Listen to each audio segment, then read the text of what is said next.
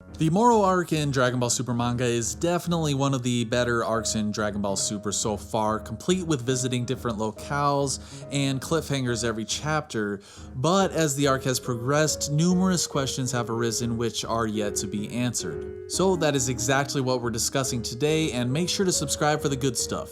The first question that I have is, who is Mauro? Now, we know that he's a really old, menacing, has cool tricks, and wants to eat planets, but why?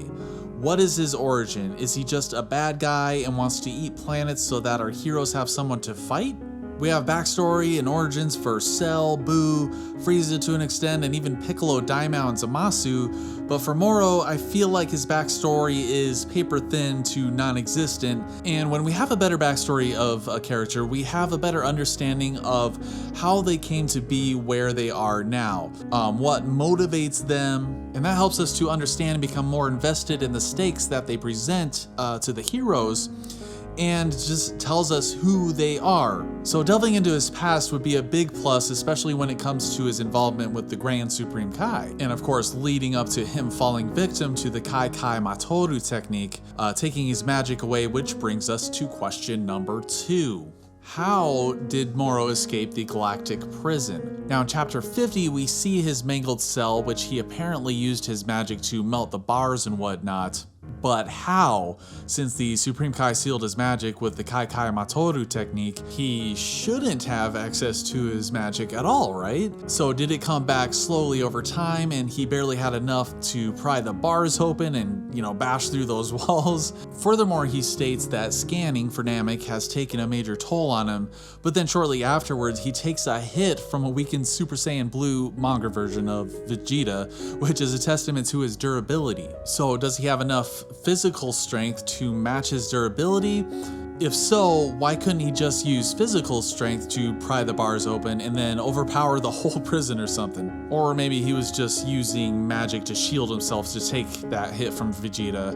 But who knows, maybe somebody helped him escape and gave him a bit of power or something, like Mauros, for example. Speaking of, who the heck is this guy? Mauros has been a gigantic mystery during this arc, performing increasingly impressive feats, and we haven't even seen his full power, at least not before chapter 53. You may have already heard of the theory that Mauros may be an angel or something like that, though why wouldn't he destroy Moro straight up if he was? And why does he need to keep his full power a secret? Is he secretly on Moro's side, or is he the Grand Priest or something crazy like that? We need answers for all of his secrets, including question number 4. What is up with this new hyperbolic time chamber? It's like, hey Goku, we're on this random rock planet. Oh, BT dubs, why don't we just hop on this pyramid where there is a new to us hyperbolic time chamber, which has a time dilation of 1 day to 3 days, as opposed to 1 day to 1 year. So where did it come from? Is it the original time chamber? How many time chambers are there? Who created it? Alternatively, maybe there is just one time chamber, but it's so expansive. There are several entrances, and these different regions just have different time dilations or something like that.